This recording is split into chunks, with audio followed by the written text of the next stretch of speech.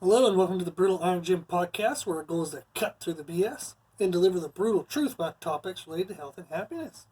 So today's topic is a trainer education, and the title is Be a Teacher More Than a Trainer. So if you are a personal trainer, trainer is in the title. However, we're going to talk about the value of thinking of yourself as a teacher rather than a trainer. So, we'll just dive right in. Some trainers are afraid to teach their clients. And a few of the reasons why is they'll be afraid that if their client knows more, like if you teach them what they need to know, that they'll then leave you. So some clients, some trainers are afraid, like I said, that if they teach their clients, they'll leave. And we're going to talk about how that's actually completely opposing true, like the opposite is true. The more you teach them, the more they stay. So we'll talk about that throughout the podcast. Then another fear that trainers will often have is, I don't know enough to teach people well. Well, as you teach people, you improve your own learning. So as you push through the kind of awkwardness or the early stages of trying to teach people, you'll actually become better at it. You'll learn more, you'll know more, and you'll eventually become a better trainer. So if you always shy away from those kind of challenging moments, then you're always going to stay inferior as to what you could really be as a trainer. So really, you should dive right into it, trying to do your best to educate your clients. And like I said, that's just going to help you become a better teacher. So if you don't feel like you're a good teacher, avoiding teaching keeps you not a good teacher. So if I'm not strong and I don't lift weights because I know I'm not strong, how the hell would I ever get strong, right? So if you want to become a good teacher, then you have to start teaching. So, a couple things we have first here is in podcast 264, which was a trainer education podcast titled Do It First. This is one of the ways you can become more comfortable with being a teacher, is first of all, do everything you're asking them to do. So, never try to teach an exercise that you haven't personally done. So that's one of the rules I have for the interns I work with and the young trainers I work with, is they have to try stuff themselves first. So they cannot ask a client to do something if they have not personally experienced it themselves. And the reason for this is that you won't know all the little nuances that are necessary to teach that movement. So you might not know that if they lean slightly forward into their toes, that their knees are going to hurt. You might not know that if they, turn their hand neutral versus overhand, that actually changes the musculature that they're using in a row. So you have to try everything yourself so that way you're more aware of how to teach it. So that's one of the ways to build confidence, is only teach what you do. Okay, and that feeds into the other podcast we have, number 248, titled To Be Successful, Be Yourself. And what that means is just do what you know, do what you do, stay in your wheelhouse. So in one of those podcasts, I brought up the example that I do not personally do Olympic lifts in my training. I have nothing against them, they don't fit my goals. And I actually have a very, very, very short upper arm. So if I were in a front rack position and I were to try to keep my upper arm parallel to the floor, it makes the barbell have to be about 6 inches behind my head. So I have very long forearms and very short upper arms. So in a front rack position with the upper arm parallel to the floor, my hands are actually back by my ears. So for me to front rack a barbell, my elbows have to be pointed directly to the ground, which is a pretty crap position. So I'm not very good at Olympic lifts, and since they're not needed for my goals, I don't do them. So therefore, I don't try to teach them. So anytime I have somebody who wants to know Olympic lifting out of our gym, I turn them on to other trainers that I know who have Olympic lifting backgrounds. So I stay with what I know. So that can give you confidence. And then make sure that if you've ever tried to teach something, make sure you've done it yourself first. That's another way to build confidence. So saying I'm not a good teacher is not a valid excuse to not teach. If you're not good at something, avoiding it doesn't make you any better. So you have to dive into it. You have to attack it. And how you can attack it with confidence is podcast 264. Make sure you do everything first before you teach it. And podcast 248, make sure you stay with what you know. Okay? Now, the third thing that people will kind of think of is I don't want to invest the energy and the time it takes to teach the client. Meaning that it's a little bit frustrating. It's harder on energy levels throughout the day. So I've trained in places before where you just had to kind of run through clients like bing, bing, bing, bing, bing. And there was a lot of people per day. And it's just tough. It's tough, tough, tough, tough, tough. Because you just get mentally burned out. And you're trying to be everybody's cheerleader. Everybody bitches when they come through the door. So you're trying to get rid of the bitchiness and try to get them to focus. And hour after hour after hour of that gets you tired. So I do understand what it feels like to be ridiculously mentally fatigued. So I've talked about this in the past, is I used to train 10 to 12 hours a day of face-to-face, in-person time, 10 to 12 hours. And that was not like where 30 minutes of it was on a treadmill. It was literally face-to-face. I was responsible for active listening and talking for 10 to 12 hours a day. And that equated to about 50 or so hours a week. So I've done that for years. So I do know what it feels like to be burned out and just kind of frustrated and exhausted. So in podcast number 260, we talk about how to prevent burnout. And one of the ways you can prevent burnout is to actually reinvest back into your clients and try to teach. It seems counterintuitive. You're going to feel like you're too tired to care. But once you start caring, you'll find you actually find energy. So it's kind of a yin and a yang effect. So we know this as being trainers is how many times have you gone into the gym, you're kind of tired, you didn't feel like training, but as you got into it, you got the endorphins going, got the adrenaline going, you end up having a great time, and it was a really good workout, and you can't imagine why you ever question why you train every day anyhow. So it was kind of like that, where once you get into it and you recommit to it, you're going to kind of find a reinvigorating spirit. So if you're burned out and you want to try to save it, okay, save yourself, listen to podcast 260. If you are burned out and you still don't want to invest back into people and you're just tired, quit. Do not bring down this profession by being somebody who just dicks around on their phone while their clients trying to actually do something. So it makes me so frustrated whenever trainers do that. I've been to big commercial gyms and there's trainers just kind of shouting across the gym at some friend. They're texting on their phone. Meanwhile, their client's doing like 50 million reps of a leg curl and they're not even paying attention. The trainer's not even paying attention to their client. That trainer's an asshole. That trainer needs to quit. That trainer needs to get the hell out of this industry so they don't bring the rest of us down. So, I get a little grumpy because it makes me very mad that people don't, like, you're taking somebody else's money to help that person, and you're not even respecting that. That makes you awful, awful, awful, awful. So you got to wake yourself up. So, I don't think anybody would be actually listening to this podcast if they were in that scenario, but those are my opinions. So, the benefits of teaching. Why should we teach? Why should we treat ourselves like teachers rather than trainers? Is that it has a ton of benefits, not only for our clients, but actually for ourselves. So we can be a little bit selfish here, and it's actually okay because it helps them too. So we're going to run through some of the big, I have three big ones that I think are good examples. Okay. First one is teaching clients actually teaches them more about what they don't know. So the more you teach them, they realize they don't know stuff. So one of my favorite quotes is, you don't know what you don't know until you know that you don't know it. Let that sink in for a second. So again, you don't know what you don't know until you know that you don't know it. So by teaching clients, you're actually, that's why we said like the first fear was if you teach your clients to leave, and we said that's absolutely false. That's the complete opposite. And that's why it's true, is as you teach your clients more about what it takes for proper workouts, proper nutrition, proper mindset, proper life skills, energy management, time management, all that kind of stuff, the more you teach them how to live a happy, healthy life, the more they realize there is to know, and the bigger the processes are that are involved, and they kind of like, it opens their eyes to everything. So if you don't ever teach them, they're going to think out of only with what they think is part of the process. So maybe they only think the alphabet has 5 letters. So they know the 5 letters real well, so what do they need you for? But if all of a sudden you show up and you say, there's actually 26 letters in the alphabet, they're going to say, crap, really? I didn't know there was that many. I need you around to teach me. So that's the idea. So the more you teach them, the more you show them what they actually don't know. And that actually improves your value to them, and that actually equates to better retention rates for clients. So I'm very lucky, and with the people I have amazing clients, very happy with all of them.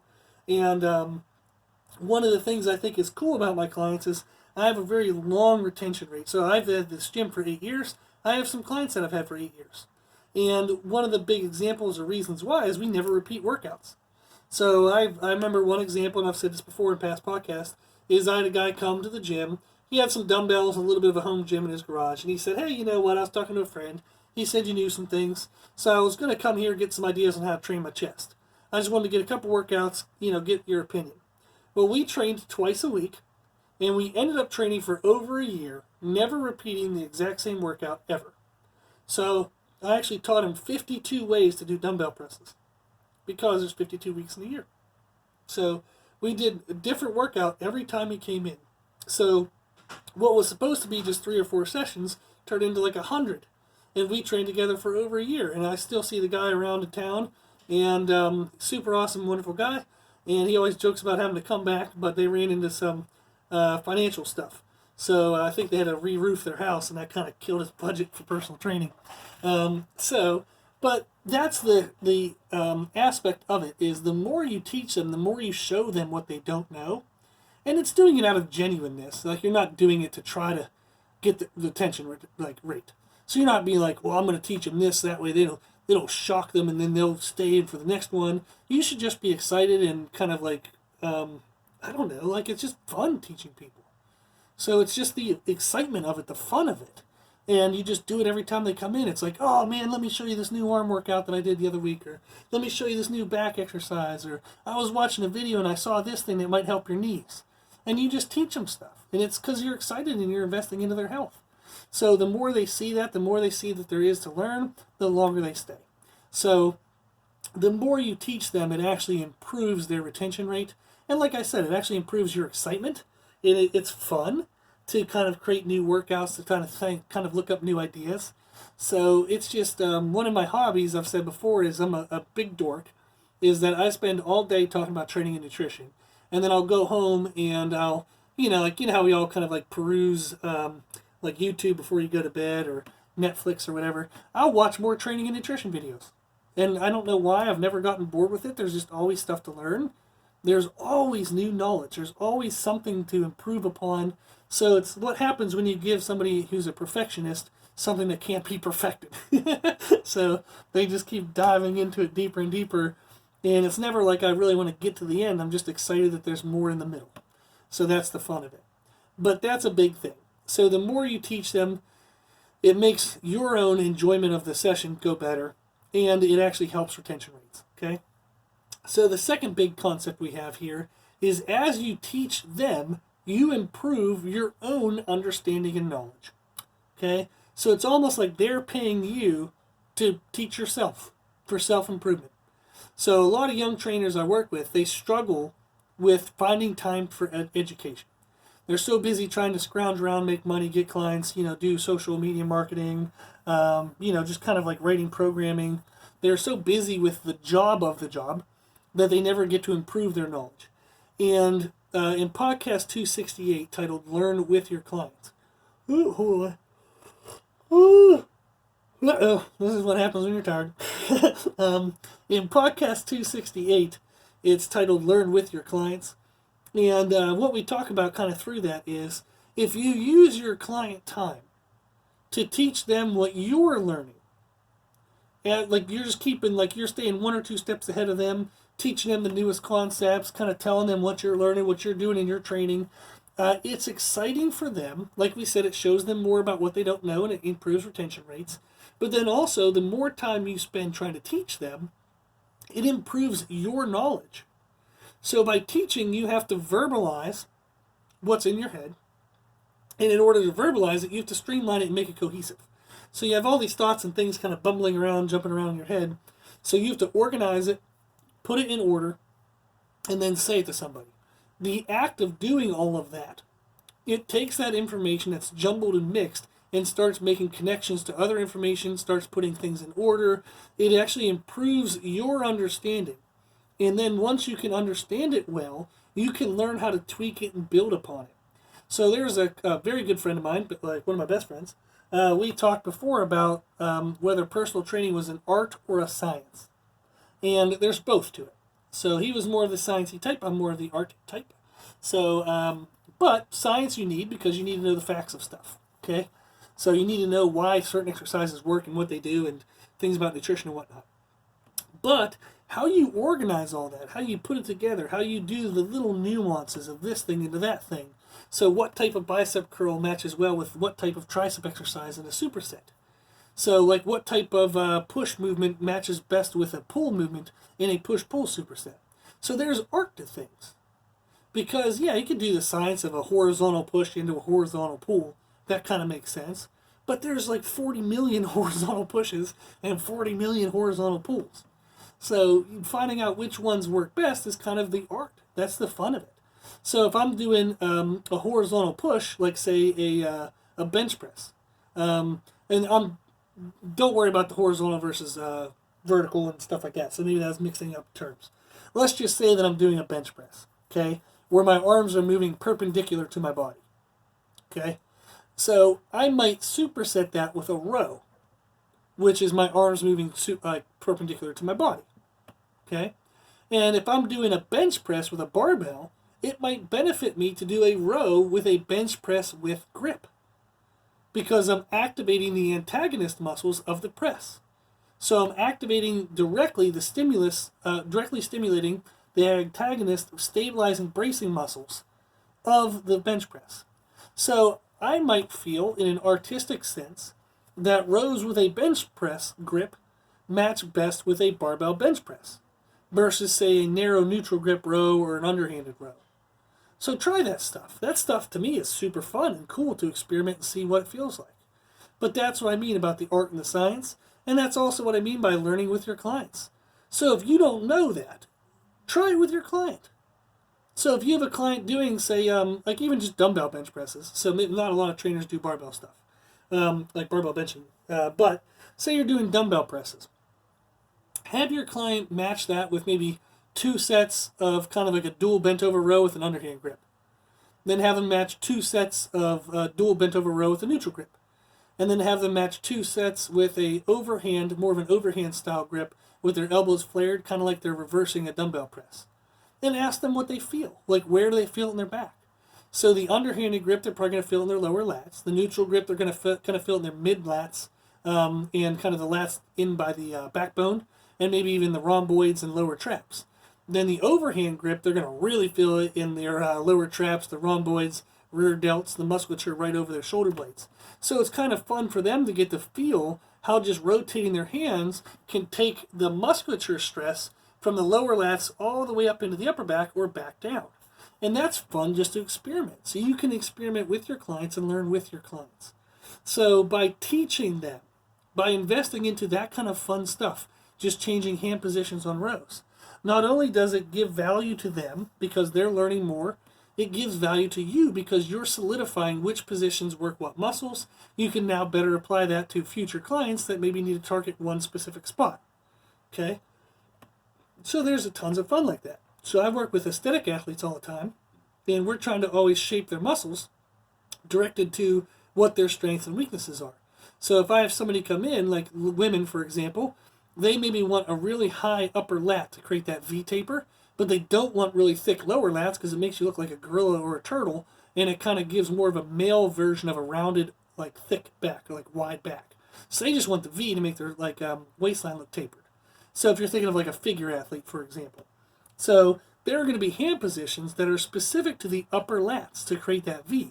Whereas if you're doing the wrong hand positions and you're growing the lower lats, you're actually kind of going to make their look less feminine and less specific to the figure parameters, and you're actually going to kind of take them away from what they need for their show. So understanding that kind of stuff is super important and super cool. Okay, so the third one we have, the last thing I want to point out, is that our goal as trainers, what we got into this business for, is because we love helping people. And what better way to help people than to give them knowledge that they can carry with them for the rest of their life? Okay? Our job with clients is to empower them, not enslave them. So we're not trying to hook them for session after session after session, hoping they never leave. Our job is to teach them everything they know, so that when the time comes that they might leave, they'll know how to take care of themselves for the rest of their life. How awesome is it for you to know that the moments you're investing into someone's life now will last with them till the day they die? And anybody they share that with. Maybe they share it with a spouse. Maybe they share it with a kid. Maybe you enrich their life and they improve their relationships with family and friends. How big of an effect are you having in that person's life? That is so freaking awesome. So, it's an unbelievable feeling. It's a rewarding feeling. And you're only going to get that from, like I said, empowering them, teaching them. Okay? Because why? Because we love them. So they're trusting in you. They're paying you money to take control of their health. Your job in return is to teach them how to take control of it themselves. So teach them what they need to know, steer them in the direction they need, leave them with the information that they need so they can take care of themselves for the rest of their life. Like I said, they're not going to leave. Don't worry about losing your clients if you spend your time teaching them. Okay? First of all, if all of your clients left because you taught them, that would be a good thing. How awesome would it be that you were able to teach them everything they need to know to take care of the rest of their life? That'd be freaking awesome. That's a good thing. So it's a good thing to have people be knowing enough to take care of themselves. That's not a bad thing. Okay? So I've had this time and time before where your clients will leave. There's going to come a time where it'll come to an end. Okay, maybe you move away, maybe they move away, maybe they run into financial constraints, maybe they have a child. So I've had clients where, while we trained, they got married, got a spouse pregnant, and all of a sudden they have a kid, and now all of a sudden they have different priorities. So they don't have as much time to spend in the gym, they don't have as much money, so they moved on to a new kind of moment in their life. That's going to happen. Stuff like that's going to happen, okay? So you can't try to avoid it or try to prevent it. First of all, that'd not be a good thing. Don't try to hold people back, okay? Let them flourish. Let them grow in life. So that stuff, that time is going to come. But the fun part is if you know you've made a difference and you know that you've taught them what they can use to control their own life and health and happiness, that's a cool feeling, okay? And then also it comes back in rewards. Maybe later on in life, a couple years down the road, they'll come back. Or maybe they tell a friend about you. And man, I learned so much from this person, go check them out and da-da-da-da-da. So it's positive word of mouth. It's like advertising, okay? You're going to have that person advertising you for the rest of their life. So not only is it an awesome personal investment, it's an awesome business investment. So it just makes sense. So it's amazing how in life, when you do things for other people, it typically comes back to help you too. But when you do things directly for you, you tend to screw everybody else over, and in turn it screws you over. So if you focus on loving and caring for other people, it comes back for you. That's just a cool effect of life. Okay? And I've seen it over and over again, and that's what I'm trying to teach here in this, is to get you guys to see the value of being a teacher. Not just somebody who reads off exercises, counts reps. Okay? Teach them what they're doing. Teach them why you're putting the workout together the way you are. So educate them, empower them, give them what they need to know to take care of their own health. Okay? So focusing on being a teacher adds value not only to your clients' lives, but it adds value to your life as well. So challenge yourself, break out of your comfort zone, get rid of the bullshit excuses. Okay? Toughen up a little bit here. And start talking with your clients. Start talking with them about your thoughts, like explaining the reasoning behind how you're putting your workout together for them. Okay? Talk with them. Teach them. It's a benefit for both you and them. Okay? Now, as a trainer, if you need any help, we do help people. I'm not selling a service here, but if you need any help, okay, so you like the idea of everything I'm saying here, but there's something in your way. And you're like, dang it, if only for this, or if only that, da-da-da-da-da. Just tell me. Okay? Email us at brutalirongym@gmail.com. Whatever it is that's holding you back, let me know, and I'll find the resource for you. Okay? So that way we can get you moved forward and making a difference in people's lives the way you probably want to already. Okay? So, if you have any excuses holding you up, this is your opportunity to learn how to get past it. So email us at brutalirongym@gmail.com. Tell us whatever it is, and I'll help you. I promise. Okay? Cool. So, if you like this information, you can find more from us on Instagram, Facebook, and Twitter, Brutal Iron Gym. Also, if you like the podcast, please share it with family and friends. So the more people we help, the happier the world will be. And if you have any questions, feedback, or suggestions, we'd love to hear from you. So this podcast is for you, so we want to know what you want to learn about. And you can tell us at our email at brutalirongym@gmail.com. As always, I hope this was helpful, and thank you for listening.